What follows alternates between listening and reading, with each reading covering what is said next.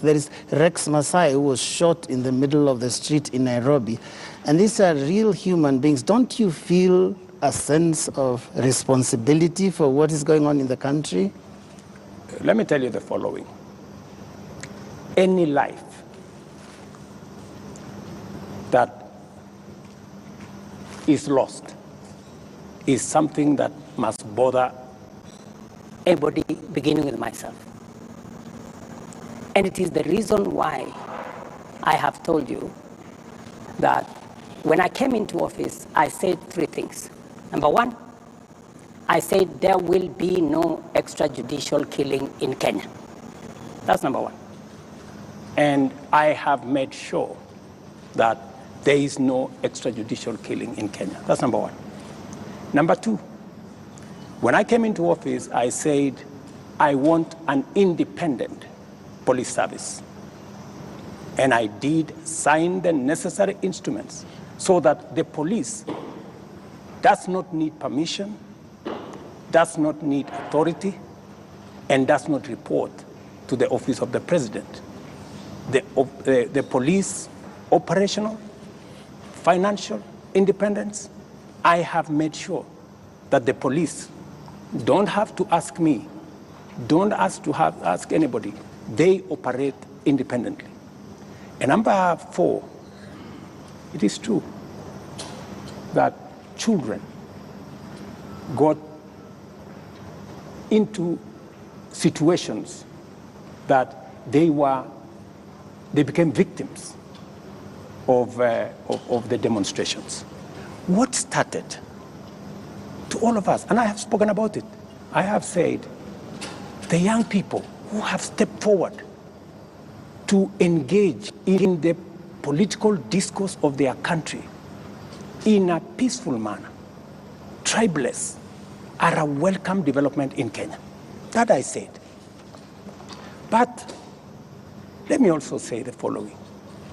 These great young people who have stepped forward to prosecute their agenda, the affairs of the country, I am certain that they did not ban parliament. Criminals and other agents who took advantage of a legitimate concern of Kenyans stepped in, went and banned the Chief Justice's office, went and banned City Hall, went and banned Parliament, and destroyed property of innocent citizens. The parents, Mr. President, what are you telling them? These things are happening under your watch. I am telling every parent, I have kids like they do. And I care when there are issues in town where criminals can take advantage of situations and create a situation where the police have to use rubber bullets, the police have to use live bullets in some cases, because that is what an independent police service has to do. And I am sure have a record and have an explanation for every incident that they were engaged in. And here is the incident, Here is the incident, Mr. President. This boy, 12-year-old, took 8 bullets into the body of a 12-year-old boy. What would you tell the mother of that boy? That boy is alive, right? No, it's not. Kennedy Onyango died. He's died. So he's the one who died? Yes. So you're not talking about the person who was shot with rubber bullets? No. No. Yeah? Shot with bullets 8 times. Let me tell you. Yeah. In Ngong, this is the situation in Ngong, right? In Ngong, there was an incident where the police were overpowered by criminals. They took a firearm from the police. They used that firearm against people. And one policeman had to shoot this fellow who had hijacked a gun from a policeman so that not to endanger the lives of more citizens. It is among the 3 people one of the criminals is among the 3 people who was shot by the police after they overpowered the police and took the bullet and took the gun from the police and used it against innocent citizens. I cannot confirm to you that this is not the man that shot the child, but investigations are going on and we will get to the bottom of it. Mr. President, I am telling the mother of this young person that I, as president, will make sure that finally I will give her an explanation of what really happened and make sure that we bring this to a situation where, like her, like myself, can be accounted for. Mr. President, the Kenya National Commission on Human Rights is the one that has accounted for 24 bodies lying in morgues. And those bodies, the records show that these people either died in hospital and while undergoing for gunshot wounds, or they ended up in the morgue in the last 2 weeks with gunshot wounds. 24. These 24, Mr. President, are you saying that the security agencies have told you that these 24 were criminals, that these 24 were armed, they were posing a danger to the police officers, and that is what necessitated the police to use live bullets on them? Because the circumstances for the police officer to use a live bullet is clear, even in their own code of operations. It is when the life of that police officer is in danger, or when somebody else's life is clearly in danger, and the person who's endangering that person is armed. Were the 24 armed? Did they pose a danger, a direct threat to the police? 2 things. The same Kenya Human Rights Commission. Kenya National Commission. Kenya National Commission. The government agency. Yeah, the government agency. Yes. Told the nation that there was a massacre in Githurai and 20 people were killed in Githurai. Were 20 people killed in Githurai? Really? The Kenya National Commission on Human Rights does not have records of 20 people killed. No, but that's their statement. It is a statement that is public, you know. So the same Kenya Human Rights, Kenya Commission, Human Rights, National Human Rights Commission, told the country a blatant fake news falsehood. That there was this, a massacre. This 24 is also... Let me, you asked me a question. Allow me to answer. Yes. That's what they told the country. So an organization that can tell the country without verifying that there was a massacre in Githurai. In fact, BBC, on that account, went to investigate in Githurai.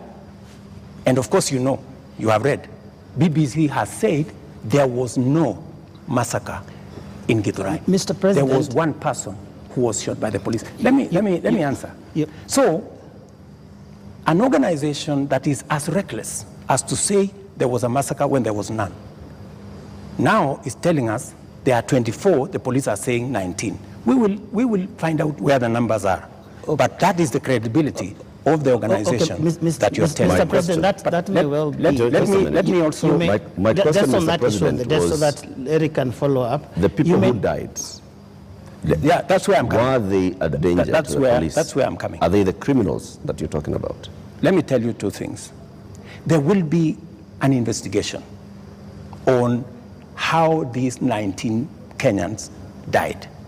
There will be a clarity, an explanation for each and every one of them. I have told you one situation where somebody accosted the police, took over the firearm, started to shoot at people, endangering the lives of many other Kenyans. He was shot by the police. There is a situation in Parliament. How did the invaders in Parliament? They invaded Parliament and went straight for the armory at the Mausoleum. They went straight at the armory at the Sergeant at Arms office. Those are the investigations that we will get into, and a proper explanation will be given to the country. Are weapons lost? What I am saying... Are the weapons at the armories and the mausoleum and inside Parliament? That is why there will be an investigation of how these Amaris were attacked, and how did these people know that there was an Amari in Parliament? Mr. President, you may not believe the Kenya National Commission on Human Rights, but surely you would believe your own deputy, who has said there's been a return to extrajudicial killings and abductions, contrary to what you and him promised the people of Kenya. Let me tell you, I am the president, and I speak for the government of Kenya, right? And so this is what I'm telling you. I made 3 commitments: that I will make sure the police is independent, and I did that on my first day in office. Number 2, I said there will be no extrajudicial killing in Kenya. I have kept my promise. Number 3, I have told you that if there is any arrest by the police, that does not amount to an abduction, in my very honest opinion. Let's pause for a moment, Mr. President, and I just want us to go to that video over there, which will play on air, and let's pause and watch it together, Your Excellency. Let's watch this video. Sell them to the people of Kenya. There are enough intelligent people in Kenya to differentiate what is good from what is better and what is best. Some sound? Ni jambo mbaya sana kama tutatumia askari polisi kuumiza wananchi. Wako na maoni tofauti ya kisiasa. Waeleza ya kwamba these people don't understand the damage they are doing to the people and the economy of Kenya. All right. Yes, the video in contention here was recorded earlier today. Yes. That of former MP Alfred Keter being abducted in broad daylight. Mr. President, before you even talk about the entire incident, the children were screaming, and a sound that we believe belongs to the wife was also heard, screaming in distress. How does that make you feel? 3 things. I have told you, I made a deliberate decision to make sure that the police operate independently. That's number 1. Number 2, I have told you, if the police summon Linus Kaikai, and Linus Kaikai refuses to go to the police, are the police not entitled to come and look for you? When the police come to arrest you after they have summoned you and you didn't show up, is that an abduction? So let's have this as a confirmation that let's have this as a confirmation, Your Excellency, that Alfred Keter was summoned by police. He refused to the police respond have to issued the a summons. statement. I would suggest, instead of us having a back and forth, the police have released a statement. Can you check what the police have released, the statement? And you still not answered my question. Which the was? wife and children screaming that way. I mean, How do you feel, Your Excellency? I mean, my friend, every child, every mother feels the same when their parent is under attack. I mean, that is what it is. But let me ask you, what about the children? What about the children of those who have lost their lives because of the criminality of others? Don't they feel the same? So we just need to be a country of the rule of law. Impunity cuts both ways. Those who respect the law must be protected by the law. Those who do not respect the law must face the full force of the law. That's how it operates. That's how we will have a society. Here is the same way we must condemn excessive use of police powers, but we must equally deal firmly and decisively with criminals who put the lives of other Kenyans in danger, destroy property of hard-earned earnings. There are many people, Linus, in this demonstration that have lost livelihoods, that today their children are crying.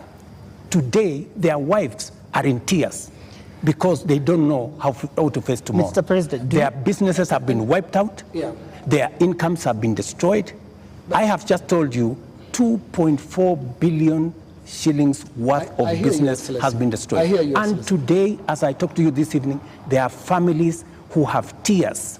There are families who do not know how to face tomorrow. And I've asked you very specifically, President, how do you feel about those tears, especially those who have been killed it's horrible. by police bullets? It is horrible.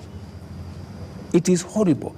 When you find a situation where people are grieving, whether they are grieving because their parents have been arrested, or they are grieving because their hard-earned earnings of many years, monies there, I have on my phone, people who are saying, I borrowed money.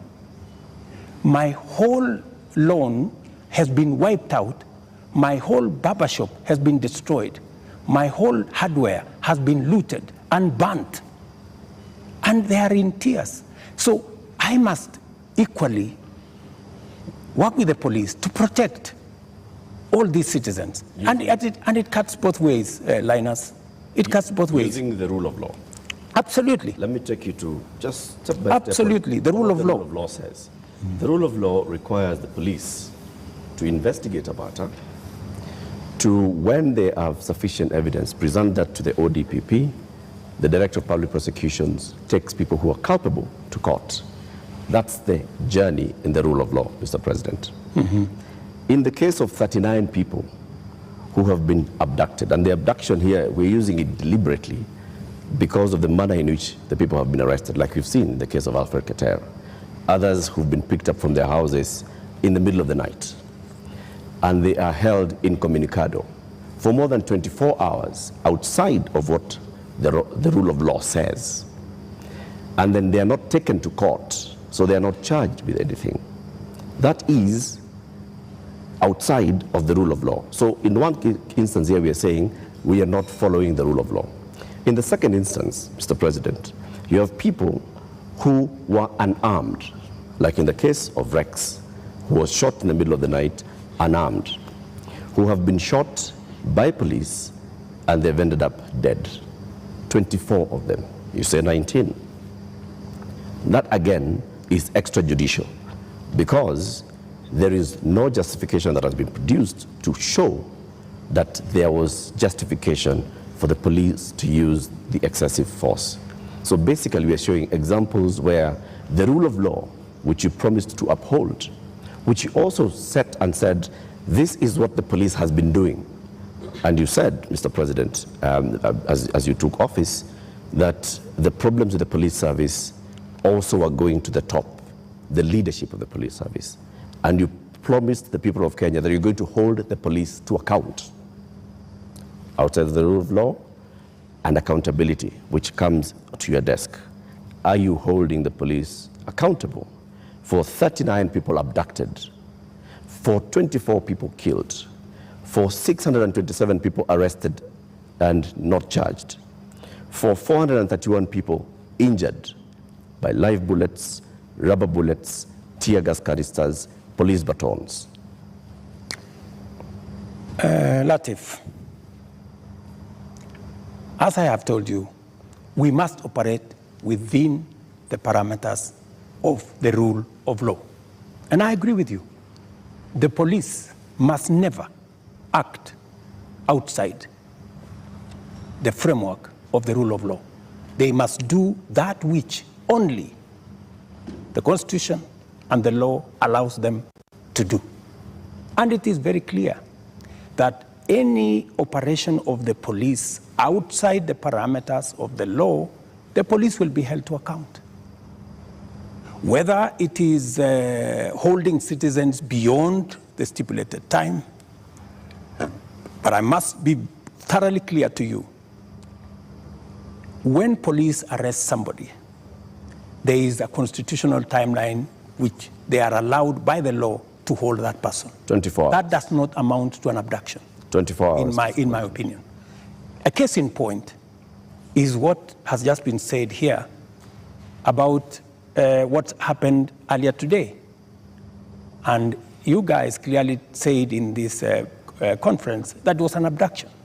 I mean, it's just clear now that it is not an abduction. They're not this is an arrest.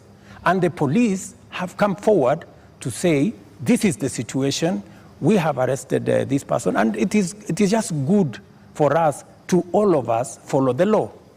And I agree with you, the police must act within the law. But let me ask you one question also, Latif.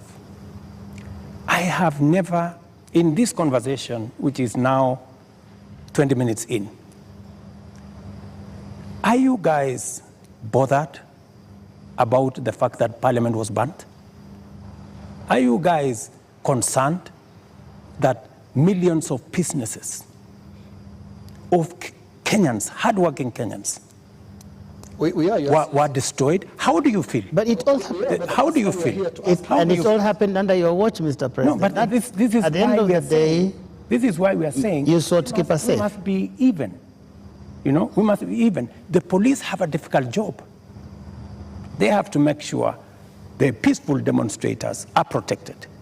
But they also must make sure that the criminals, and when you say criminals, you know, when I said the other day criminals, many people took offense that I was calling the demonstrators criminals. That's not. Families of the dead, Your that is Excellency, not. That's a lot of offense. Family of Rex.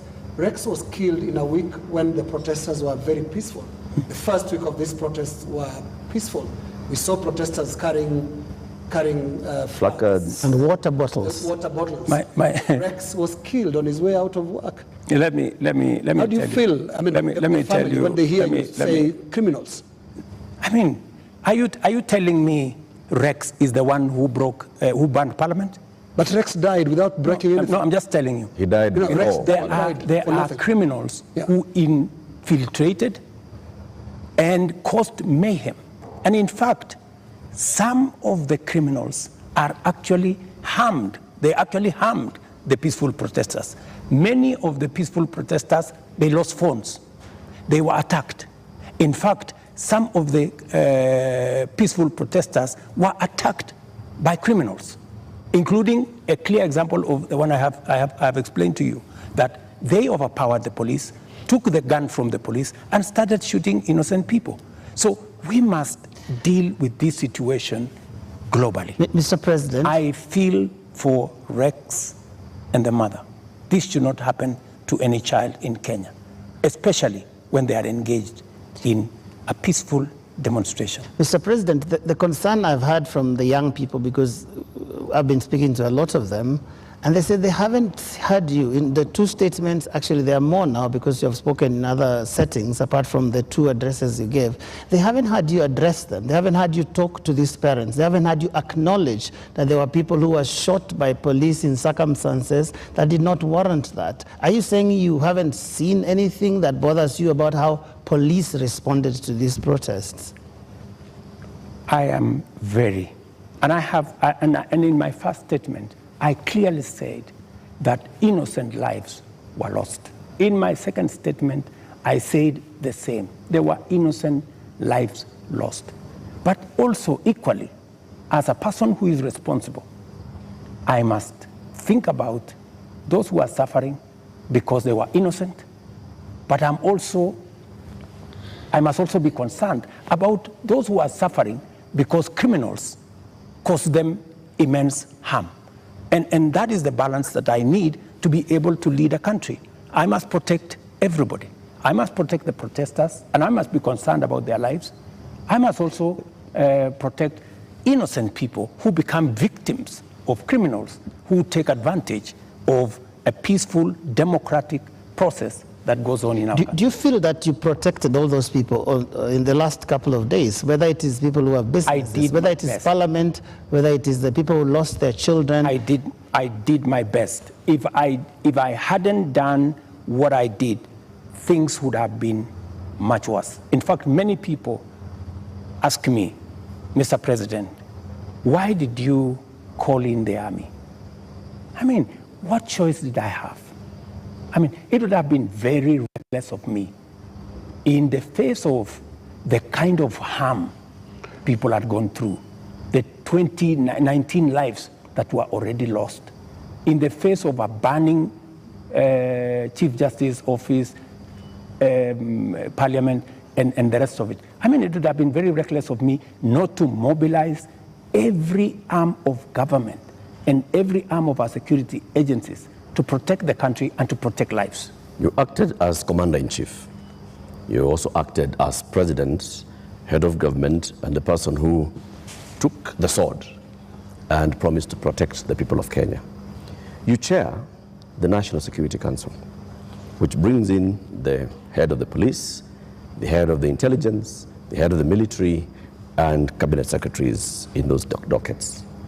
Did you have information prior to Tuesday that there was going to be infiltration of the peaceful demonstrations by the criminal elements that you've talked about more than once?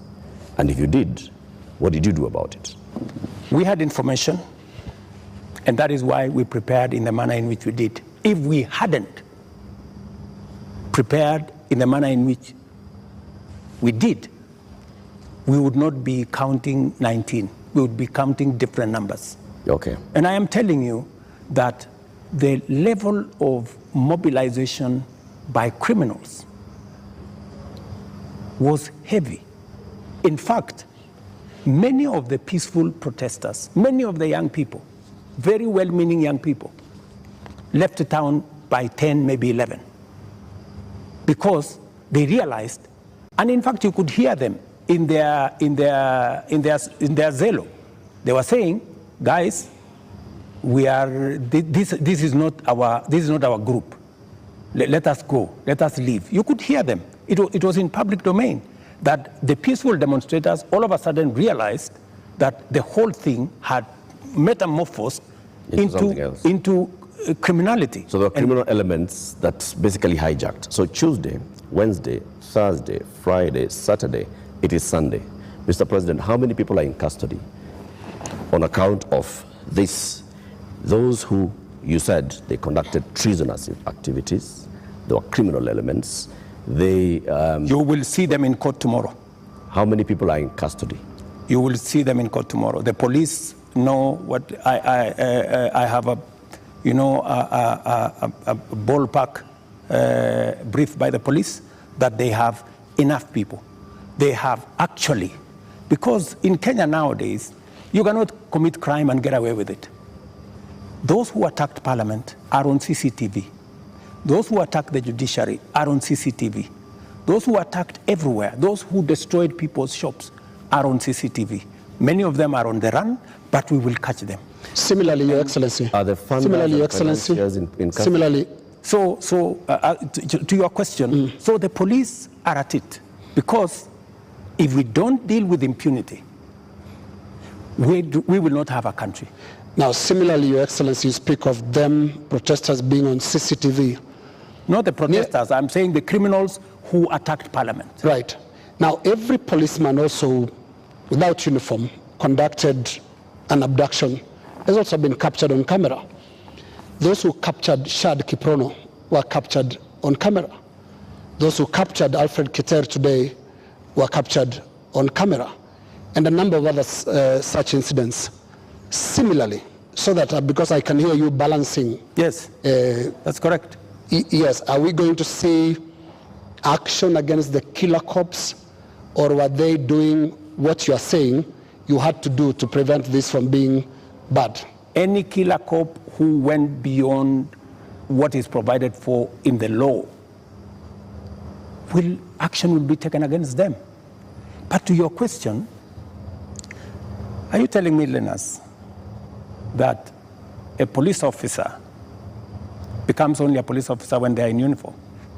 No.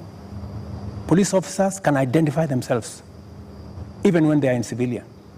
So, and when a police officer comes to you and says, this is my ID, I am police officer, you are under arrest for the following reasons, that is legitimate. You cannot tell me that because they were in civilian, then what they did was wrong. And you know that's not what they do. And that's not what they did to Alfred Keter or Shad Kiprono. Were you there? We have the CCTV footage. It's there. I would suggest, Linus, that we be fair to the police as well. Mr. And I have given you my word. Any police officer who does anything beyond the provisions of the law know the consequences. Just as any citizen who also participates in actions that are outside the law, they also know the consequences. And it is our responsibility to make sure that security agencies act in accordance with the law. As citizens, we act in accordance with the law so that we can have a law-abiding, rules-based, rule of law-based country. As things stand now, Mr. President, are you satisfied with how the police handled this whole matter? I think the police have done the best they could. If there are any excesses, we have mechanisms to make sure that those excesses are dealt with. Let's wrap it this way, Your Excellency, on that topic. You have absolutely no regrets about the abductions and no regrets about the killings? Those are your words.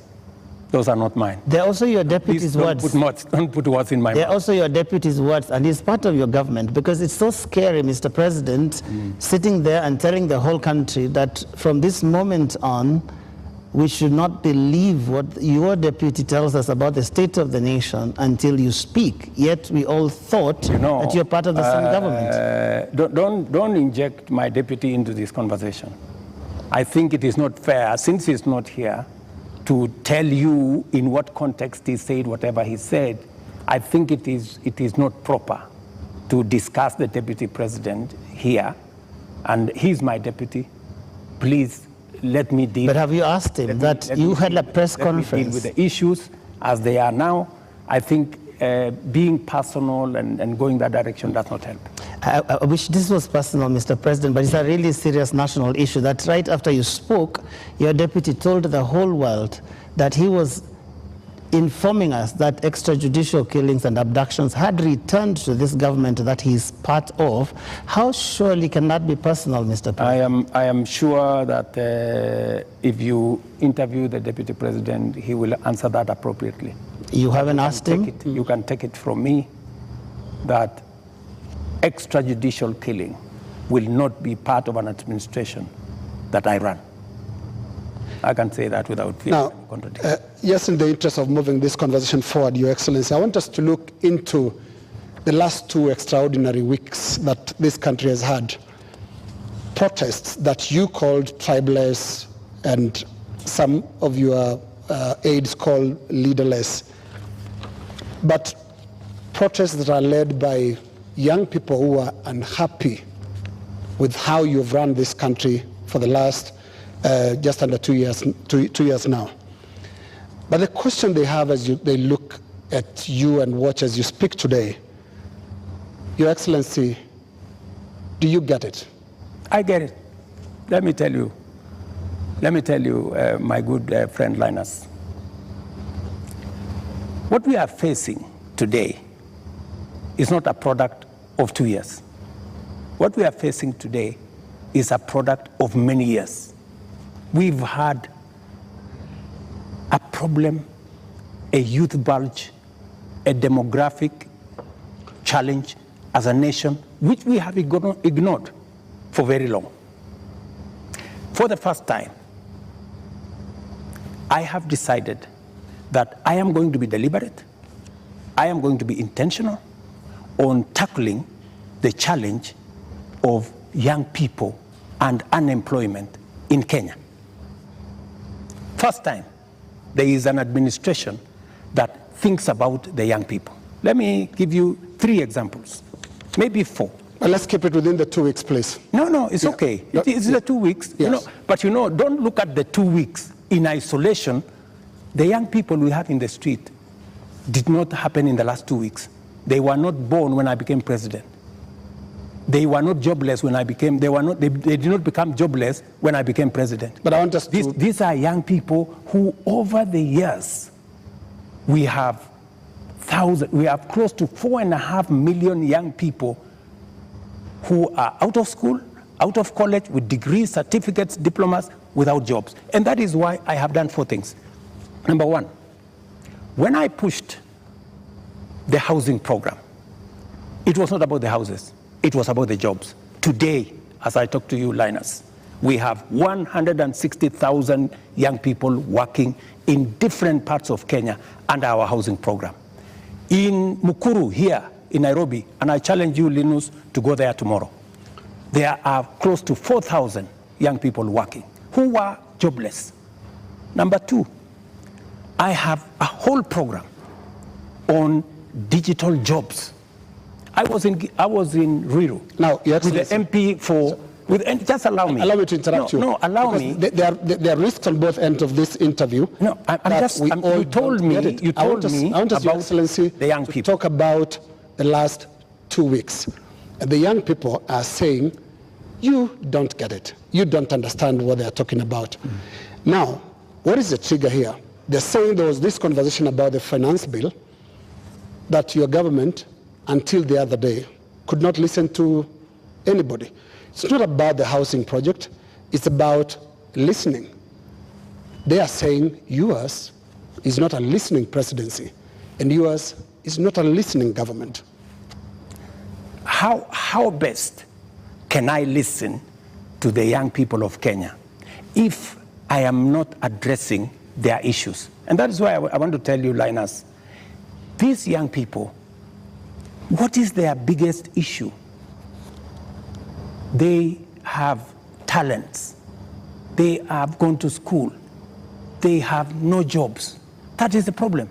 And I am addressing those issues. Housing is one of them. Digital jobs is another. I was in Ruto with Simon Kingara, the MP for Ruto, launching an ICT hub that is actually hiring already 5,000 young people. Our whole plan, including what was in the finance bill, was to increase CDF by 10 billion shillings to roll out ICT hubs in every ward in the Republic of Kenya, so that we can hire young people, train them, put them on digital jobs. I have a 3rd program on export of labor. Mr. President. I have a 4th program on manufacturing, to be able to create more opportunities for the young people of our country. And we want to inform you, they're no longer just talking about things that can be done to them as a demographic. They are looking at the big picture. Finance bill brought them out. And when did they come in? They came in after all public participation forums were not listened to. Kenya Association of Manufacturers spoke to the parliamentary committee, same thing, and said this is a bad bill. Association of Insurance spoke to the parliamentary team, this is a bad bill. We had a big conversation on national television, this is a bad bill. You did not listen. You had a meeting here with your UDA MPs and at some point told them to pass it as it is. And until the last week, that was the first Tuesday when the protests were there, when now you offered to some amendments. They're saying you're just not listening, and it's not about them, it's about the big picture issues, and we'll come to them, including the question of corruption, which is not really a youth thing. Indeed, Mr. And just to add on to that, Mr. President, have been more. Mr. President, just want to come in your analysis. I just want to add on to that, Mr. Because I want to add on to because that. let me just finish it. It's the same question. It's the same question. Mr. President, if you went into all the X spaces where the youth are speaking, if you looked at the demonstrations and what they were saying, the placards they are carrying, none of them has talked about we don't have jobs. None of them have talked about the housing jobs are not enough for us. None of them have talked anything about what you have mentioned. So it's not that they are not seeing about the jobs. It is beyond that, Mr. President. And respectfully, I want to put it to you that you're not hearing what they're saying. In fact, they only had after the protests, after all those things you described, that's the time that you came and said, let me tell you the following. The rejection of the finance bill, and this goes to what Linus has said, that we didn't hear anything. Let me tell you, the process of a finance bill, in fact, you know, many people believe in Kenya that the finance bill is an invention of William Ruto. It is not an invention of William Ruto. the finance bill is an instrument that has been with us ever since independence. Only that we have made it much more transparent. Only that we have brought out more to the public. And that is why there is greater interrogation of what government is doing, especially after the new constitution that made public participation not a sterile provision of the constitution, but public participation to be an integral part of lawmaking, an integral part of managing the country. Let me tell you, when we took the bill, when we formulated the bill, it had 346 billion of new revenue.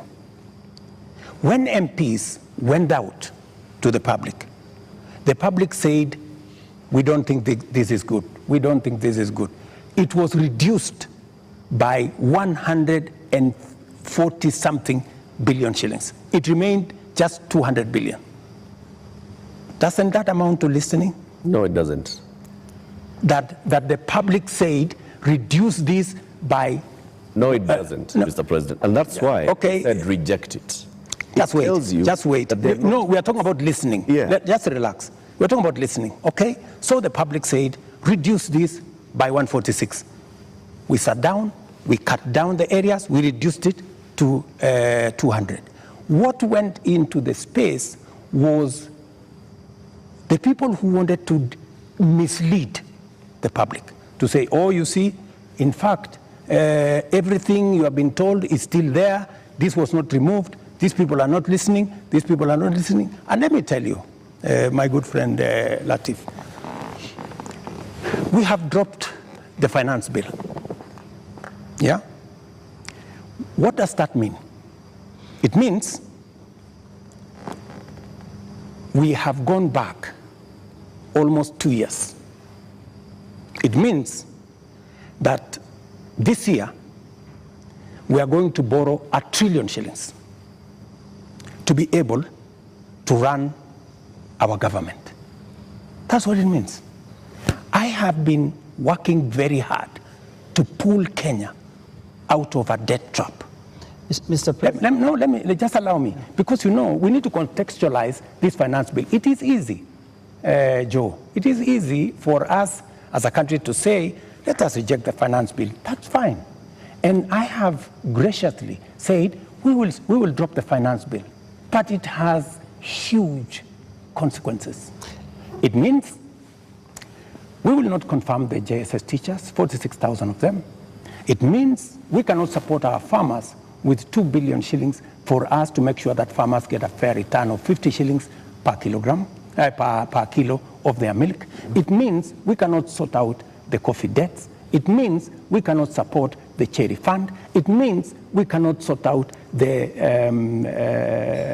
debts of farmers in Mumias. It also means that we will continue to import potatoes from Europe when we have potatoes in his village. You just told me in Kimana. We have potatoes in Nyandarua. We have onions all over the place. That may well be. I think the problem has been, these are people who are saying they haven't been listened to. You only listened because you said on that night, on that Wednesday night, that is the moment you said that you had realized, Mr. President, that Kenyans did not want anything to do with that bill. And one would wonder, how can that be, Mr. President? And you have had all these presentations that have been made. Did it have to take demonstrations and sadly loss of lives for you to come to a point where you'd realize what your people, the people that voted for you, are saying? That, I think, is what the young people are asking. Let me tell you, Joe, members of parliament are representatives of the people, elected. They are not fools. And they are not mad. And I want to say, one day, Kenya will know that the MPs who voted yes are the true heroes of Kenya. Those are the people who saw the opportunity for us to unchain our country from debt trap and take our country to the future. Let me tell you, Joe, and I want to say this to the people of Kenya. that my plan was to make sure that in the next 3 years, maximum 4 years, we have a balanced budget, where Kenya is not the country where we are today. Let me tell you, gentlemen, and I want to tell the people of Kenya the following. We are in a very difficult financial position. This is something that the people of Kenya must understand, and that is why I am happy that we have a crisis. This crisis will help us be candid and speak to each other properly and contextualize where we are. We raised this year 2.3 trillion from our taxes. Of that 2.3 trillion, 1.1 trillion went to debt financing. 1 trillion went to salaries. What did we do? We had to go and borrow to pay the counties. We had to go and borrow to fund our education. We had to go and borrow to fund. Now, the funding gap we have done with the finance bill going down is that instead of borrowing 600 billion, we are going to borrow 600 billion plus 346 billion. That is close to $1 trillion. And let me tell you, my good friends, and I want us to be honest with ourselves. This is not how a country will get to a status where we are proud of our nation. This is not how we are going to. This is not how we are going to grow. And that is why. Linus, this situation, this crisis is a very important inflection point that we can sit together, assess. Let us agree, and I have no problem. Let us agree. Yeah. Do we continue borrowing? And let me give you the statistics. When in 2013, Linus, just allow me 1 minute, please, with a lot of respect. Okay. In 2013, the debt stock of Kenya was 1.8 trillion. For 10 years, that increased 5 times to 11 trillion, 10 point something trillion. We built a lot of roads. We connected a lot of electricity. We did many things in 10 years. But we were doing it on debt. Today, we don't have the luxury to borrow because we have reached the limit. And today, let me finish. Today, all the money we borrowed from 2013 is maturing. That is why the biggest challenge that we have as a nation is that we are spending 1.1 trillion every year of taxes we collect from ordinary Kenyans to pay debt, and not the whole debt. That's interest alone. Yeah. Interest principal comes to 1.8 trillion this year. So, my good friends, and yet you want to tell me, William Ruto, don't collect domestic taxes. Go borrow more money. No, Mr. President. That's not what they're saying, President. What is the alternative? Yeah, and I just wanted to come to one. No, what is the alternative? Just help me there. Yeah. Because there are only two things you can do. Either you raise money from taxes or you borrow, period. Yes. There is no magic here. There are Kenyans, Your Excellency, right now who do not listen to all that. Yes. They are not interested in that. That's okay, but that's the reality. But I need if you are not, if you do not want to listen to reality. Your Excellency, hang on, Your Excellency, because I need you to address a very important issue here, and that is one of a trust deficit. There are Kenyans who watch you, Your Excellency, and I don't know whether you are aware that they don't trust what you say. They don't believe what you say. Are you aware, Your Excellency, for example, that a lot of Kenyans increasingly don't associate the truth with you? That is your assessment, because you have never associated the truth with me from the beginning. No, there's quite a number of Kenyans. No, I mean, that is your assessment. We asked people before we came here this That's evening, your assessment. Yeah. and many of those that responded to me directly, and to even our platforms, on KTN News, on Spice FM, on NTV, on Citizen, and we're asking them, what question should we ask the president this evening? And the one thing that many of them were saying is, when will he stop lying? So it's not Linus. Can you tell us the truth this time? Let me say the following. I told the people of Kenya that I would reduce the prices of fertilizer from 7,000 to 2,500. I don't know how that is a lie, because they buy it at 2,500. Okay. I told the people of Kenya we're going to have a housing program. A housing program is underway in Kenya. I can tell you, Linus, that whether you believe me or not, facts will not change. Yeah, facts are not changed by who says it. And allow me to step back a bit, Your Excellency. And facts are very stubborn. Allow me to step back a bit. Yes. And what I'll do is we'll play clips, just a little combination of clips of yourself speaking not too long ago, and I want us to listen to that. I'll stand out of the way because you said it's me that doesn't share the truth with you, and I would like you to respond to yourself, to the clips that we are going to play. But you see, Linus. Let's watch that, Your Excellency. I think, Linus, you don't bring clips that are in a biased way. You know, you select maybe something that has not happened. No. Can you be fair and select clips across the board? What I said and has been done, and what I said and maybe has not been done. So let's watch that. Maybe you can watch that. These people don't understand the damage they are doing to the people and the economy of Kenya. Kwa hii taxes wanaongeza usiku na mchana.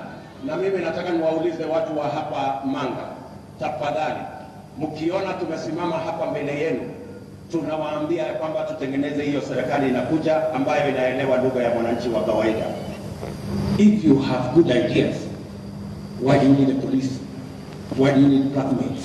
Why do you need intimidation? If you have better ideas, sell them to the people of Kenya. There are enough intelligent people in Kenya to differentiate what is good from what is better and what is best. Ni jambo mbaya sana kama tutatumia askari polisi kuumiza wananchi wasio na hatia, eti kwa sababu wako na maoni tofauti ya kisiasa. I agree with that. It is not fair to use the police to harass citizens who have a contrary opinion. And that is perfect. That's what they're accusing you of. I still believe that. That's what they're accusing you of. But you don't tell me that... What is the problem with Alfred Keter? Yeah. It's not a contrary opinion. No, it's not a contrary opinion. I mean, the police have said why they arrested him. It is not because of me. I didn't give any instructions. I didn't even know what was going on. Let me tell you, Linus, I am a very clear-minded person on what I say. When it is the police, I have said, many of the people who opposed me, many of the people who were very scared about what I would do when I become president, even the people who did worse things against me, I have never gone after them because I don't believe in settling political scores using the power of state or using the say the following. When I talked about the taxes that I was on the campaign trail, yes. I was addressing in the campaign trail, it was very obvious that when at that time we were in subsidies, that did not make sense. It is because I removed the subsidies and I changed and put production support. That is why today the price of unga has come down from 240 to 100, because I changed the model. I changed the configuration, and it is giving us results. But are you aware, Mr. President, that the thing, perhaps apart from now the police brutality that people associate you the most, is the issue of taxes? I'm sure you know the name they call you. You've actually talked about it even yourself. This guy that they want to come down. Let me tell you, my good brother, Ageo. When I came into office and I assessed the situation and it was no longer possible for us to borrow money, I had to be honest with the people of Kenya. I had to tell them we have two options, right? And even as we imposed taxes, we explained, we made sure that there was adequate, elaborate public participation on what it is that we were trying to achieve. And let me tell you the following. I have done the best that I could globally. Today, our country has tremendous respect from many quarters globally because of what I have done. I have raised the profile of our country. Today, I was in Narok, and the tourism numbers in 2022, 1 million tourists. In 2023, last year, 2 million tourists. This year, by God's grace, we will get to 2.7 million tourists because of the profile that I have done for the country. I know somebody will say that, that there is no truth in that, but call the tourism sector. They will tell you themselves that all hotels in Kenya today are operating 80% upwards, which is a new phenomenon in Kenya. I will also tell you that the international community have developed enormous confidence in Kenya. I see people who are saying, why did William Ruto go to China? Why did William Ruto go to Europe? Why did William Ruto go to America? Let me just tell you the following.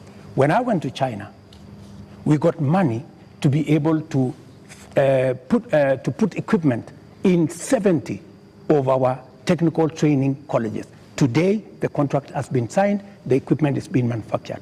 When I went to China, we got money to build Bostock Dam that has been waiting, that will serve the counties of Bomet and Kericho. When I went to China, we got money to build, we got 30 billion shillings to build roads in Nyandarua, in Kirinyaga, in 8 other constituencies in Kenya. That's why I went to China. When I went to America, we got a $1 billion facility to be built in Naivasha that is going to be the biggest data center in Africa, funded by UAE, working with Microsoft and Kenya. When I went to the US, we also agreed Kenya became the only country in Africa that is going to benefit from the CHIPS Act, where we will be manufacturing computer chips with other countries. Kenya will be among the first, will be actually the only country in Africa that will benefit from that. And so many of the young people who I see today, those are my targets for the future.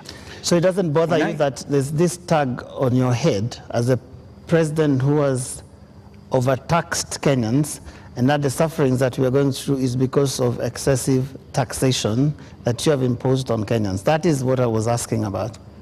You see, if I am called Zakayo, yeah, because I have explained to the people of Kenya that the option we have is if we continue borrowing, we will go down the cliff. If that is what is going to take Kenya to be saved from a debt default, I don't mind being called Zakayo, because it is a sacrifice worth making. Mr. President, every morning on Spice FM, we have 4 hours of a talk show. And many times we ask people, even those who come to the show, to tell us what is it that the nation is saying when we are seeing people out on the streets. And many of them, even when we said that we were coming, you have invited us to come and have this conversation this evening, they said, tell the president that he's tone deaf. And we ask why and how. And they say, when William Ruto took over as president, he took over a budget of 3.2 trillion shillings. He went to Parliament and he said, Honorable Speakers, I believe that this budget is too high. We should cut it by 300 billion shillings. So you believed barely 1.5 years ago that you can run the country with 2.9 trillion shillings. Barely a few months, you went to Parliament and requested to spend 3.6 trillion shillings. This year you went to Parliament and initially requested to spend 4.2 trillion shillings. And what do they see in return? They see extravagance in government. They see a government that is pushing gung-ho to employ new people called CASs. They see a government that is purchasing new motor vehicles and trips that are extravagant. They see opulence with those that are close to the president appearing in public carrying wads of cash. They see condescending attitude from those who serve in this government when they're asked, why are you spending? And they respond the way they respond. Your advisors speaking the same. And so they see a government where the president is telling people, we are going to live within our means, we are all going to tighten our belts, we have austerity. They end up with their children not going to school because for months JS teachers are on strike. They end up with, right now, 91 days where clinical officers have not been to work. 91 days, Mr. President. We ended up with intern doctors going on strike for weeks because the government says it has no money. We end up with people going to the hospitals and there is no medicine. We end up with people who are being told that we don't have money to pay salaries, or we don't have money to pay salaries and also having development. Yet, they see all this extravagance and opulence from those in power. You are tone deaf, Mr. President, that's what they say. Well, I guess that's why we must have a conversation. That's why we must have a conversation. And I'm very happy for us to have this conversation so that we can put the facts on the table and we can all of us make a decision. But let me tell you the following. I've listened to you, and let me also tell you that today, the universities, which were almost closed, they had debts of 60 billion shillings. I have enhanced their budget by 40 billion shillings, the universities, because education to me is very important. It is the greatest equalizer. Today, the universities can confirm to you, and I was sitting here with the vice chancellors, that I made the right decision because we are funding the universities better. Let me also tell you, I took the decision to hire additional teachers, 56,000. It has never happened in the history of Kenya. Why? Because education is the greatest equalizer. Many parents in rural Kenya take their children to schools that have no teacher. And we are disadvantaging them. The children of the poor get the worst form of education. They have no chance. I decided, because I said it is bottom up, I decided that I'm going to put more money in making sure the child of every Kenyan has an opportunity to be their best by giving them the correct education. I decided that I am going to put money in farming. The first year, I put 10 billion shillings in fertilizer subsidy, a program that had been scrapped for 5 years. The difference is obvious. Today, by God's grace, we have a harvest. The prices of food commodities has come down. Day before yesterday, Latif, there was a release of where we are with inflation. Inflation in Kenya is now 4.6%. When I came into office, it was 9%. Inflation coming from food products. It was reported not by me, by the institutions that are charged, 4.6%. We have, where I have invested money, I can account for it. Right. And it is making a difference in the lives Their of concern many. is on extravagance in government. I will come to opulence in government. on opulence and extravagance. Every trip I have made, I have not made any trip outside Kenya to go and do things that are of no benefit to this nation.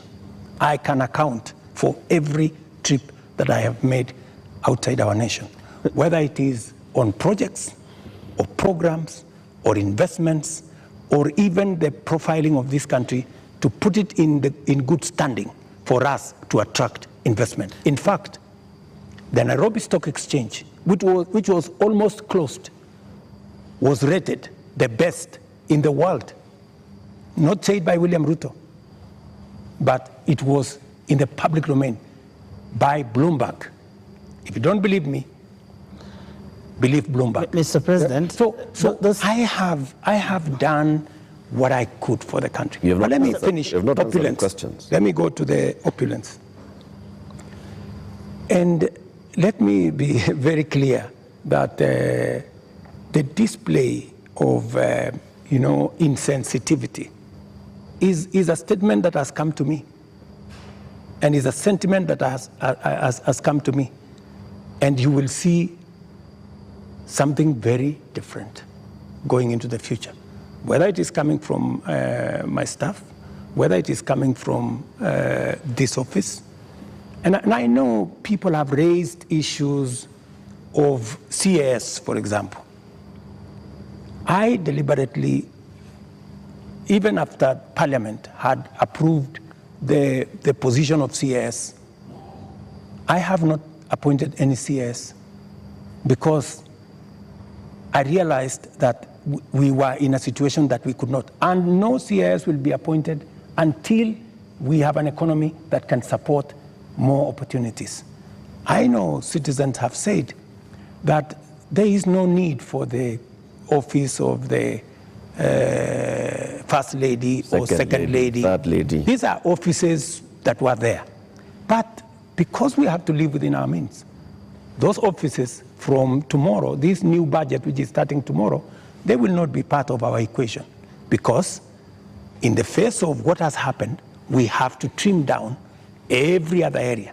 And in fact, not just those, many other spaces are going to be trimmed down to reflect the new reality, especially after the finance bill was taken down by myself. When I said we take this down, we are going to cut our cloth. We are going to cut our coat, the size of our cloth. We're going to reduce money going to counties.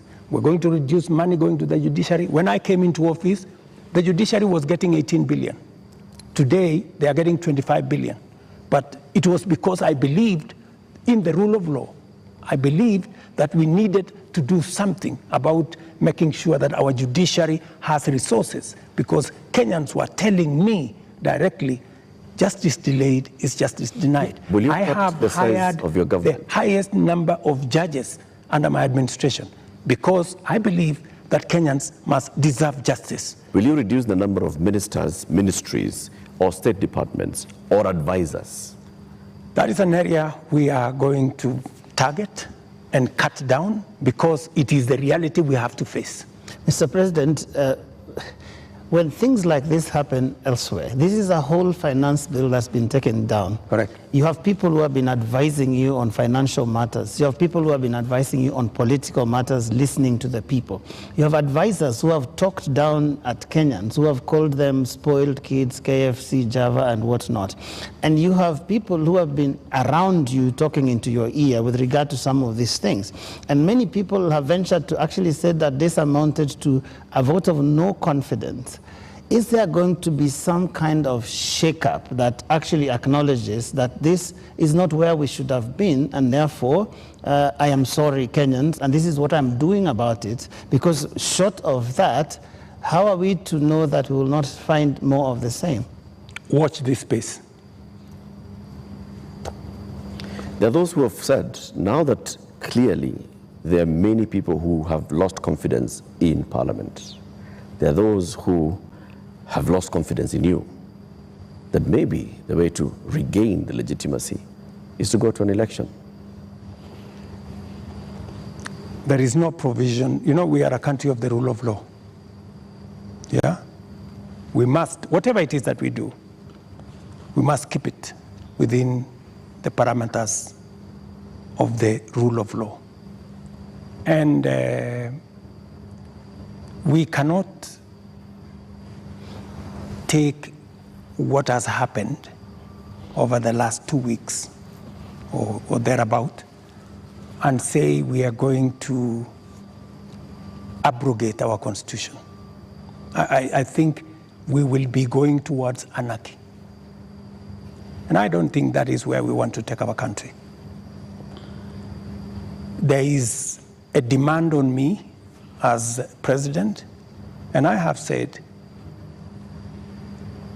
because of where we are, because of what has happened, there is going to be a thorough cut down on many things, whether we are talking about allowances, maybe even we should have a conversation around salary. We had a meeting here with MPs, and even them, they are persuaded maybe it is time to ban Harambes so that we remove avenues of people like this demonstration of, opulence. And I want to tell you that I am going to take action. I am going to work on this. I know what we should do, but I am also not going to be reckless and take the country into a crisis. I will make sure that I act responsibly and listening to what the people of Kenya are saying. I don't know if this will preempt you, Your Excellency, but one of the most serious concerns that have been coming out, including in the Gen Z demonstrations, is the question of corruption. And right through this interview, you've not mentioned the word. And even as you go into that, I want to give you 2 illustrations. Kenyans dealt with or encountered the problem of fake fertilizers, and you never took action against your cabinet secretary for agriculture. Before that, we had the scandal around the importation of edible oil, which, Your Excellency, we don't know where the edible oil is to date. I don't think it ever found itself to the market. Again, there is a cabinet secretary in that ministry. And also, what got into the market was condemned sugar. And when we look at all the information around these 3 cases, these are people close to you. They're cabinet secretaries.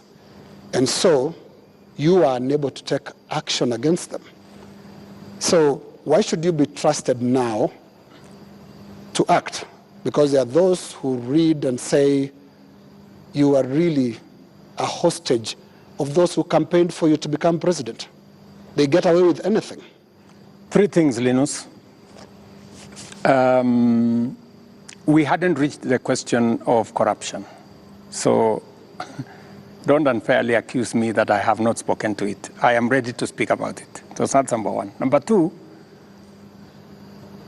I fired the CEO of KEBS when the sugar thing came up. Number 2, on fake fertilizer, the minister, Mithika Linturi, was taken through a process in Parliament.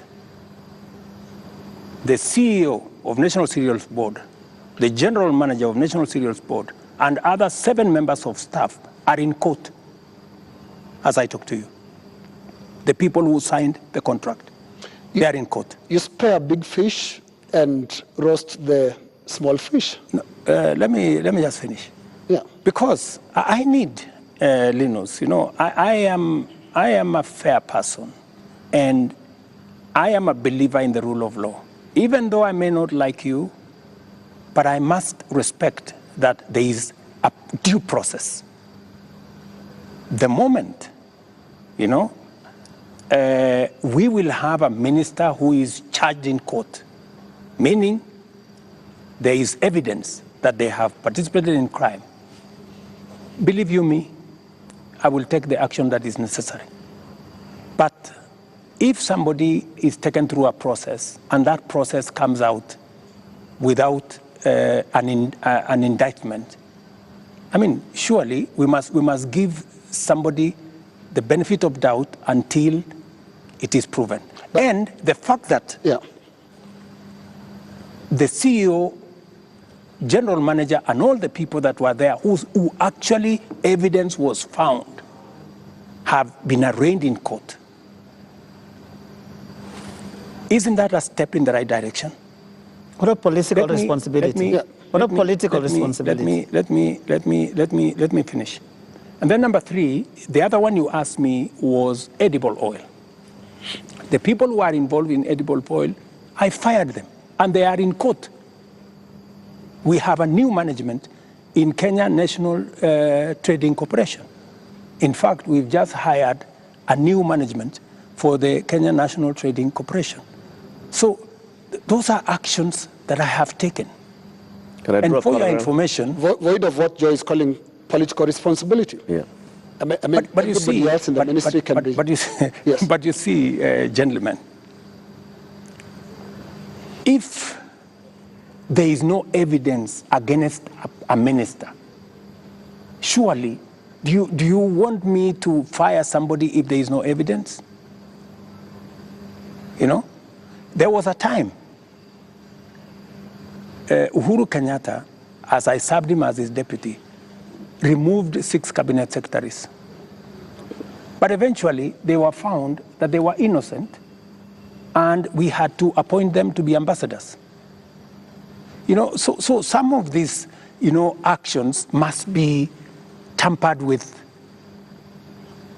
process of law, you know, due process. So unless we follow due process, gentlemen, we will end up being something else. Allow me up to this, just a moment, Eric, in a moment, because up to this point, Your Excellency, if I don't want us to lose the context, the last 2 weeks have been extraordinary.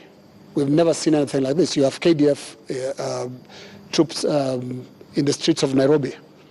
Up to this point, Your Excellency, and including on the question that I've just asked you of accountability within your government, do you think you are addressing the grievances that have made thousands of Kenyans across the country in places that were unimaginable to get out to the streets to say Ruto must go? Do you think up to this point they feel you've addressed their grievances? I am not in their space, so I am doing what I believe I should be doing. I have taken the responsibility to withdraw the finance bill with all the attendant consequences. That I have done. I know what it means, and I know where it takes the country, and it is not a simple decision for me to make. And for your information, the finance bill was going to take Kenya big steps forward. But it's a sacrifice I've had to make because of the political reality that we are in. But it will mean counties will have to take maybe 30 billion shillings off their budget. It means we have to reduce CDF by maybe 10 billion shillings. It means we have to rethink about what to do with JSS teachers. It means we have to put on the freezer. We wanted to hire another 20,000 teachers because there are kids who do not have who do not have teachers. It means we have to work on our UHC program. We thought we would upgrade, for example, Linda Mama. You know, we thought we would upgrade Linda Mama. There is something, Your Excellency. But it means we have to hold that, and it means many things. Just hold on, what else do you want to hear? You are speaking outward, but looking at the grievances, they are also asking questions inward from you, Your Excellency. And what I can hear from these grievances that have been expressed quite loudly, you said you are not in their spaces. We sometimes get into the spaces to listen to what they are saying. And all they're saying is, you cannot be, for the next 3 years, the president that you've been for the last 2. So what is that you're going to change about? That's why. Ruto? That's why Linus. Yes. That's why Linus. Yes. That's why Linus. That's why we are here. Of course, it's not going to be business as usual with the kind of reality we are faced with now. It has to be different. Do you regret anything at all? What you should have done better? What your people would have done better? Well, maybe there are things we should have done better. We should have communicated better. I think the biggest problem we have, even with the finance bill, because the finance bill has great things for Kenya. The finance bill says we shouldn't be importing potatoes from Europe. The finance bill says we shouldn't be importing onions or eggs from Europe. The finance bill says we should be growing our own industries. We should be manufacturing diapers in Kenya. We have 10 companies doing that. We should be manufacturing all those things in Kenya. We should be expanding our manufacturing capacity. That is what finance bill was talking to. But I am sure we will recover that when we have explained. Yeah. The biggest challenge that I regret is that we didn't communicate better. Maybe we failed in explaining to Kenyans what the finance bill was all about. Because I promise you, if I am given a chance to explain to the people of Kenya what was in the finance bill and what the finance bill would have done for this country, every Kenyan would have agreed with me. But my regret is that they would say you were here, Mr. President. They said you would have explained. We didn't explain ourselves better. Maybe my communication team failed. Maybe I'm sure my communication team failed. Our communication architecture did not deliver, did not get the message out to the people of Kenya. Yeah. In fact, if you look at what people were saying, they were saying, for example, there is a matter of land on the finance bill. There was no matter of land in the finance bill, not even a single line. And it is on that basis that people rejected the finance bill and many other things that were not in the finance bill. Now, communication is about words, Mr. President. Let's go to the deeds, because when you see what Gen Zs are doing, for the first time in the history of this country, we've had protests on the altar of the Holy Family Basilica, because the young people of this country are telling you the political culture, which you've been part of having politicians speak in church, converting the platforms into, converting the pulpit into campaign platforms, must end. So I'm not hearing you addressing and looking more inward into this whole picture that the Gen Z is painting. They're not just talking about some of those things that you're raising. On that, Linus, I have even had an occasion to speak to church leaders here. On that, on matters of politics on the pulpit, I am 100% aligned. We shouldn't be using pulpits in churches or in any other places of worship to prosecute politics. It is not right. And I agree, we need to change that culture. We need to change the culture of Harambee. Harambee started as a noble exercise. It supported many people to go to school. It supported many people to deal with the challenges of medication and hospital bills. But I think it has been stretched. It bred corruption? It has stretched too far. And I think it's time, as a country, we must stop corruption. We must stop Harambees, because it is occasioning and it is breeding, if I may say, corruption. Yeah, because when your aid of a much lower pay grade donates 20 million shillings to a church fundraiser, there is something fundamentally wrong. And that is why this conversation is necessary, so that we can stop it. Conversation, Mr. President. On Wednesday, you said you are hearing that there's what the Gen Zs are saying, and you're going to initiate a conversation. We saw the head of public service release a press release saying that there is now a formation of the National Multi-Sectoral Forum that will bring together all people. And you started having conversation with church leaders. The Gen Z, upon seeing this, are saying, we did not ask for a conversation. We asked for action. So what action is going to precede this conversation? Because the conversation is another talk. It reminds people of the NADCO talks, the BBI talks, IPPG talks that just happen and they just don't end. And people are saying, we want action, Mr. President, right now. Okay, we will participate in action, in conversations maybe later, but for now, now, Mr. President, yes, what's the action? I promised that I will engage the young people. Yeah, I promised. I was just making good my promise. And I promised a multi-sectoral forum, and that's what I have put out.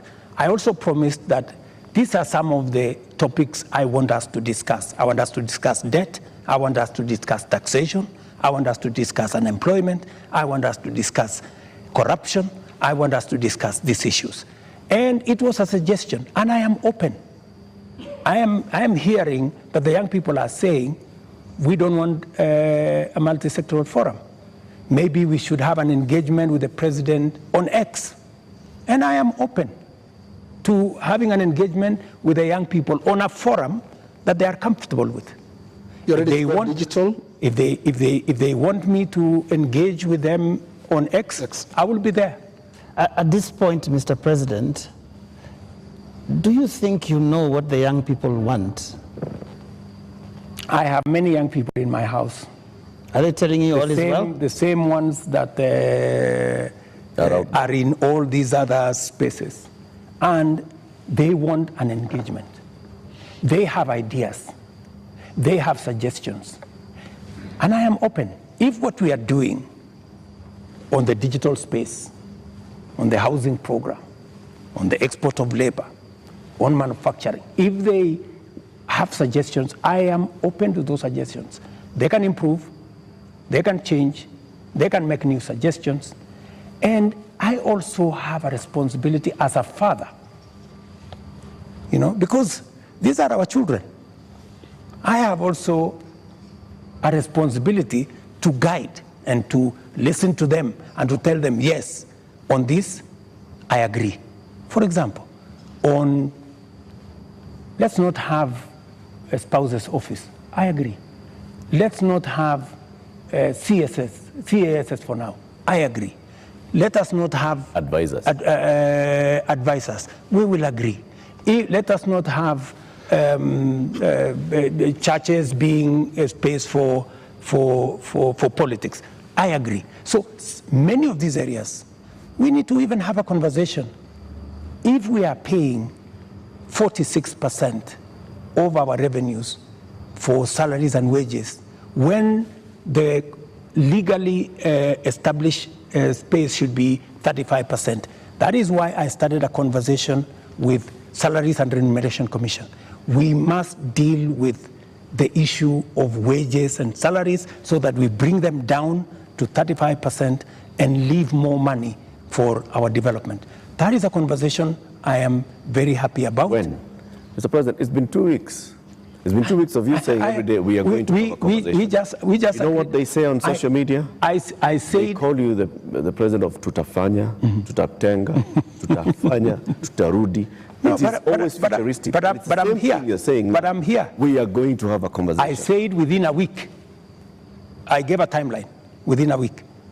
Yeah. So within a week we will have agreed on where are we meeting. Are we meeting at the X space? I am ready for that X space. Are we agreeing on this multi-sectoral? I'm waiting to see the suggestions that Kenyans have. I don't want to prescribe any suggestion, but when I give out a suggestion, I expect feedback. I expect people to say, maybe this is okay, maybe this is not okay, and then we agree on a way to move. Mr. President, any of them analyzing what you have actually said tonight on the issue of your advisors, your cabinet, what you're going to do, what Kenyans like to call heads that are going to roll as a result of this national shame, because that is what many people have called it. You have said, watch this space.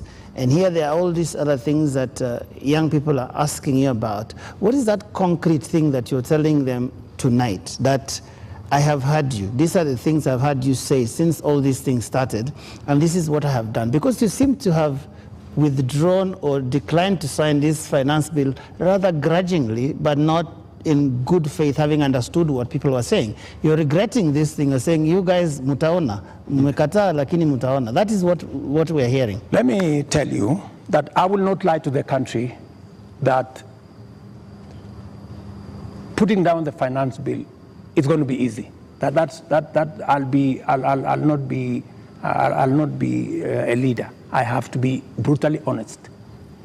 And those consequences, it will start with me. To cut down the budget in my office, to remove what we call austerity, to implement an austerity program that will cut down on unnecessary stuff, unnecessary offices, or offices that we can take down. I am ready to even engage the young people and for them to, because they want an engagement. I too want an engagement for us to agree. So what do we do with the debt? What do we do with the following? What do we do with the following? They will tell me, do this, fire so-and-so, fire so-and-so, do this. And I will tell them what is possible and what I think we could do it differently. Or are you telling me that I should just listen and implement without making a contribution to the conversation? I thought we are having a conversation. I'm just telling you what they are saying. I'm not saying anything else. I'm just telling you what I'm hearing, because yes, you did say you are not in their spaces, but I am in their spaces. And in 2 weeks, Your Excellency, by now you'd have known what you should do. And I mean, there are basics. Which 2 weeks? 2 weeks of the riots and 2 weeks of the protests. It's been 2 weeks. It started the other Monday. So let me ask you, Linus, the protests, I finally decided that because we didn't communicate sufficiently to the people of Kenya the import of the finance bill, and there was so much built around it, including a lot of fake things, that were not in the finance bill. Many things that were not in the finance bill were used to fight the finance bill. And at some point, many people did not even care what was in the finance bill. Do not care. I think, at some point, as leaders, we must stop somewhere and say, we have a country to run. I mean, we cannot be reckless. We must, at some point, stop and say, what are the consequences? Because everything we do has consequences. And we must be careful as a nation to make sure that our country does not go down to the dogs. And believe me, countries, have gone in the wrong direction. And we must be careful. And I don't want to be the leader that took the country in the wrong direction. We must be measured, we must be careful, we must listen to the young people, we must listen to other views and be able to make a carefully well thought out plan for the country out of where we are. Yeah, but what if the protesters are actually saying something in totality about your government, not just about the finance bill? It's not about just the finance bill, is it? Linus, as I have told you, we are a democracy. The people of Kenya can make a decision.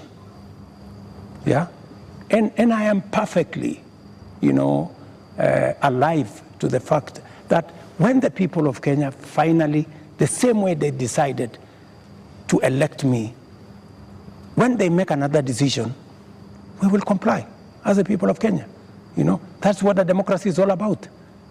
People can vote in a government, people can vote out a government for whatever judgment the people have. So I want to be very clear to the people of Kenya that I will do my best to make sure that I tell the country the truth and I take the country forward. And I am committed to that.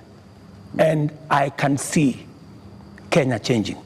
If I had managed to pass this finance bill, Kenya would not be the same. We would take this country to the next level.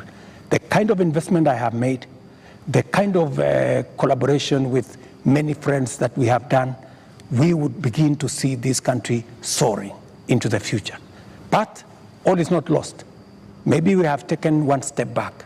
Sometimes maybe it is necessary to take one step back to be able to take many steps forward. And that is my thinking of this situation. But surely it must bother you, Mr. President, that 2 years ago you ran such a euphoric campaign with things like Hatupangwingwi, and 22 months down the line, your State House is surrounded by the military. The military tanks, scary as they are rolling on the streets of major cities. And as we sit here today, people are saying Ruto must go. Surely that is such a fast slide. There must be something that causes one to pause and say, how did we get here? What happened here? And one would have expected an earth-shaking statement tonight that tells the country, I get it. Something has shifted in a major way in our country, and I'm also shifting as your president who's listening, and this is the new direction things are going to take. Let me tell you, Joe, I came into office at a difficult time. Yeah? We have a combination of coming out of COVID. We have a serious drought that hit our country. We had interest rates that went up everywhere. We went into a very difficult situation. What did many countries do? Many countries went and defaulted. And I don't want to mention countries because it's not right to mention. But almost 8 countries in Africa went down. Many people expected Kenya to be among the 8. But believe you me, I have carefully managed the economy of Kenya. Kenya is not among the countries that have defaulted. If anything, we have running programs in Kenya. We have a whole housing program that is running. We have a whole digital program that is running. We have made changes in our education. We've hired more teachers. We've made sure that we have a new funding model for our universities. We have supported our farmers. We have reduced the cost of living. We have done many things, even in the context of all the challenges that we have had. I am telling you, I came in, and I believe I'm the right person to be in this space when Kenya is in a difficult position, because I believe I am the person who can sort out the challenges that faces Kenya at a point like this. But when the public and the protesters, the Gen Z, some of who actually formed the base of your election campaign, are telling you, we are disappointed, you've not delivered. Hashtag Ruto must go. What do you tell them? Let me tell them the following. Good friends, the young people of our nation, my sons and daughters who supported me to win the election. I hear you. In fact, I saw, I think it was on your headline, a gentleman from my village who was saying, the president has let us down. Many children in this village are not getting jobs locally. That is why they are going abroad. Little did he know, my good friend from my village, that the children, the 500 of his colleagues around our village, are actually part of my plan on export of labor. They have actually, I intentionally supported them to leave the country because we got them jobs outside Kenya. So I am telling the young people of our nation to be patient. Our housing program is rolling. We will be hiring more architects, we will be hiring more engineers, we will be hiring more professionals to support our housing program. In the next 2 years, we will have 300, maybe 1,000 people working in that space. be patient. We are sorting out the challenges that are facing our digital space. We're rolling out our digital space. Young guys, by the end of next year, God willing, we will have a digital hub in every ward in Kenya, because we have already started that process. Every TVET in Kenya today has an ICT hub with young people monetizing their talent. I want to tell them we are full speed into manufacturing. That is why we're saying we're no longer importing clinker, we're no longer importing steel, we're no longer importing clinker, we are no longer importing furniture. We are going to stop importing eggs. We're going to stop importing onions and all this, because we want to promote our local manufacturing to be able to create jobs for them. We are no longer going to be importing diapers or sanitary pads from other countries. They are going to be manufactured here. Mr. President, I have worked with the industries to make sure that we create opportunities for these young people. We are going to work with them to deal with the challenge of corruption. We're going to work with them to cut down on government largesse. I am going to make sure that we have a lean government that responds to the reality of where we are as a country. That is what I am telling my good young people. Young people. There's another group of young people. Please speak to them directly. Yes. The young doctors who are in university graduating this year, yes, who are going to look for internship Correct. the next year. The young JS teachers who were on strike a couple of weeks ago, who are expecting to be absorbed into full permanent and pensionable contracts Correct. this year. The young clinical officers also who are graduating and they expect to go on internship. The other clinical officers who are hired on contract during COVID and other programs that are just contracts, and contracts are coming to an end. I am telling the JSS teachers, I had factored in 18 billion shillings in this year's finance bill to be able to transfer them to permanent and pensionable. Because in my phone, so many of them have asked me, Mr. President, we came in, we had an agreement that we are going to be interns for 2 years, we will move to permanent and pensionable. Although I don't have the finance bill, I want to tell them, give me a bit of time, let me figure this out, how we are going to do it without the finance bill. We had also put 3 billion shillings for the doctors so that we can be able to sort them out, especially the intern doctors and those who we intended to hire to under our UHC program.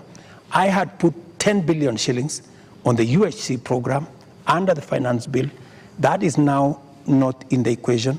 I have to figure out, let them just give me a little time. I'm going to figure it out again, because I know and I feel, and I made a commitment to them that we will do this. So even in the absence of the finance bill, and even as we cut down on expenditure on many other areas, it is still my commitment that we will see what to do with them so that the job they are doing in teaching our children, in treating our people, do not go to waste. Mr. President, we're almost winding down this, but have you noticed that those young people, they actually have worked out the things that they believe you can take out and still be able to do the important things? Because you seem to have this elaborate plan, and I'm wondering where their views will fit in, because you seem to have this all worked out, but they probably don't want all those things. That is why they have figured out. That is why, you know, part of what I told you, Joe, is communicating, you know, and I hope this time round I find a medium where I can engage, you know, and I am ready to go to this X place to engage with them, and I want to tell them this is my plan. Okay, tell me how I can make this better. Tell me this is not good enough, you know, change this. Because I have seen some of the demands they have made. They have said that don't hire CASs, and I agree with them. They have said remove the office of the first lady, the spouse of the second lady and all that, and I have agreed with them. They have said a couple of things that we already are in agreement. They have, of course, said some of the things, abolish the office of women rep. I've seen they have also said we should reduce the salaries of MPs to 200,000 or something. Some of those things are things that are not in my power Those are the things that we need to do, a whole of society, a whole of nation approach, so that if we are bringing down salaries from 1.1 trillion to 700 billion, that is something I am willing and I am ready to start with my own salary, going down to salaries of others, so that we can all live within our means. Your Excellency, we're now going to our final questions. And my final question will be about the protests and the deployment of KDF, which you did a few days ago. Now, the Gen Z, millennials, and the online Kenyans that are organizing these protests are promising to be back on the streets on Tuesday. What should we expect on Tuesday when protesters, peaceful as some of them have been, turn up on the streets of Nairobi? Do we expect them to be chased away by the Kenya Defense Forces? First, the Kenya Defense Forces will not be on the street. They only come as a last resort. If the demonstrations will be peaceful, I promise you, the police will be there to protect the demonstrators.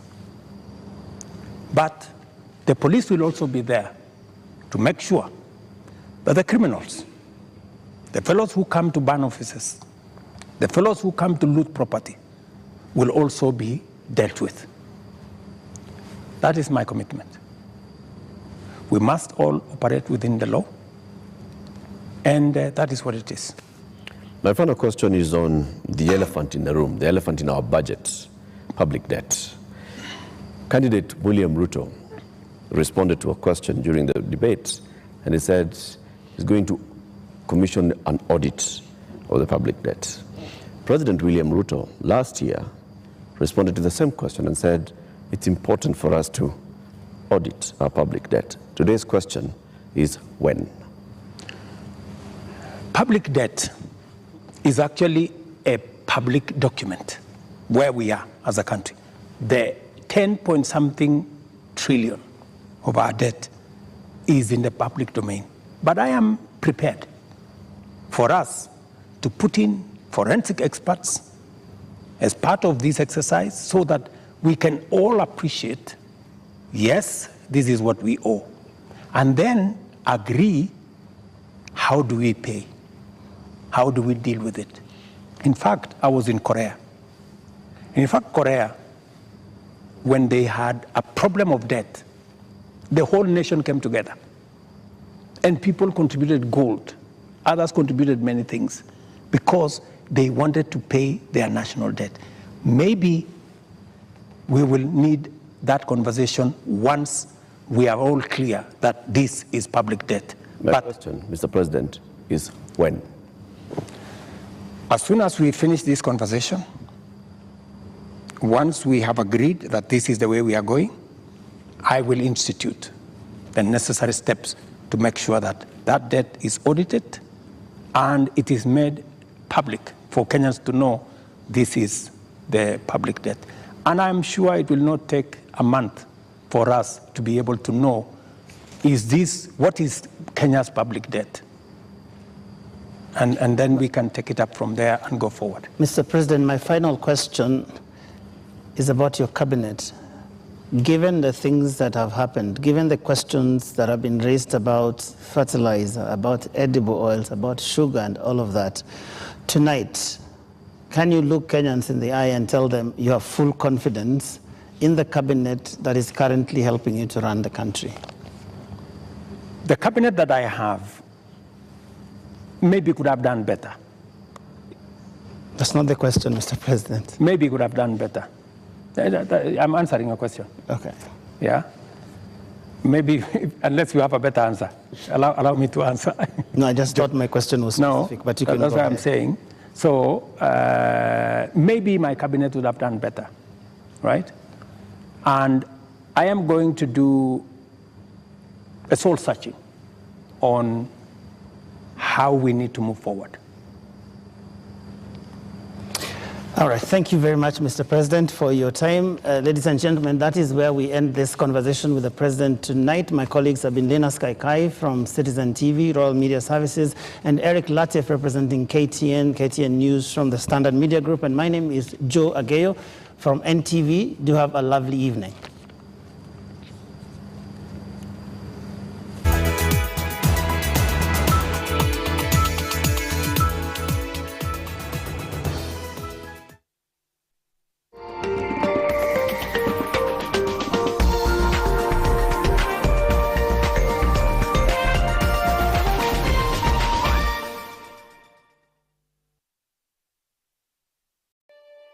Kote nchini mbele tuendelee,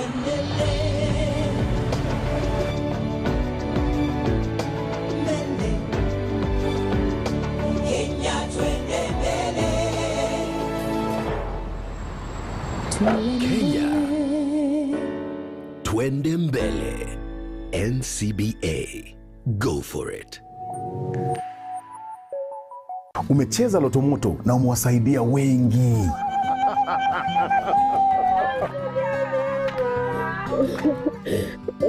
Unachangia pakubwa na zawadi kibao zinakungoja.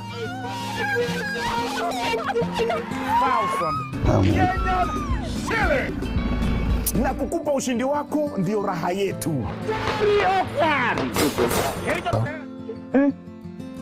Watende mema. It's God sent. Thank you so much. Na sasa kwenye *570# cheza lucky game ujipatie entry ticket ya kuingia kwenye draw ya kujishindia moja kati ya magari haya mawili, ikiwa ni Probox nayo na Demio nayo. Tushinde. Azidi tu kuendelea kumbariki. Kwenye *570#, wewe si mshindi tu, wewe ni tegemeo kubwa.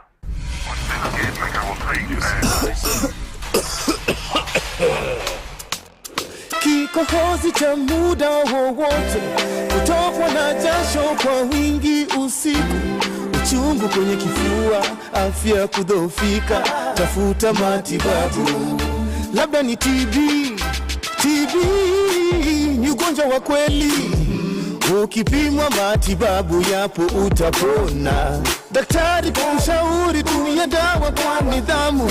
Elimu tupashane, tupige vita TB. Mwa TB waishi poa. Mwa TB waishi poa. Welcome to our annual gathering. We're celebrating the NBA Finals. At the center of it are two exceptional teams. Here's to those who make this event unmissable.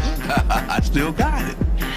And here's to the rest of us waiting on the edge of our seats. Here we go. Here's to going out with the best of 7. Bang! Come on, Mike.